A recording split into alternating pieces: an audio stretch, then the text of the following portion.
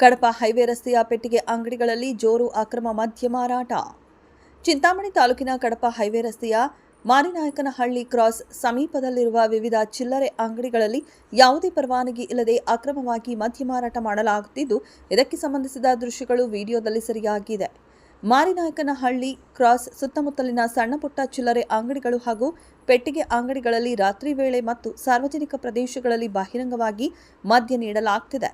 ನಿಯಮಗಳನ್ನು ಗಾಳಿಗೆ ತೂರಿ ನಡೆಯುತ್ತಿರುವ ಈ ಅಕ್ರಮ ದಂಧೆಯಿಂದಾಗಿ ಹೈವೇ ರಸ್ತೆಯಲ್ಲಿ ಸಂಚರಿಸುವ ಪ್ರಯಾಣಿಕರು, ಮಹಿಳೆಯರು ಹಾಗೂ ಸ್ಥಳೀಯ ಜನರಿಗೆ ತೀವ್ರ ತೊಂದರೆಯಾಗುತ್ತಿದೆ.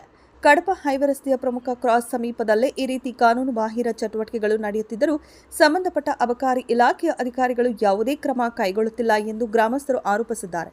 ತಕ್ಷಣವೇ ಅಧಿಕಾರಿಗಳು ಪರಿಶೀಲನೆ ನಡೆಸಿ ಅಕ್ರಮ ಮದ್ಯ ಮಾರಾಟ ಮಾಡುತ್ತಿರುವ ಅಂಗಡಿಗಳ ವಿರುದ್ಧ ಕಠಿಣ ಕ್ರಮ ಕೈಗೊಳ್ಳಬೇಕು ಎಂದು ಸ್ಥಳೀಯರು ಆಗ್ರಹಿಸಿದ್ದಾರೆ.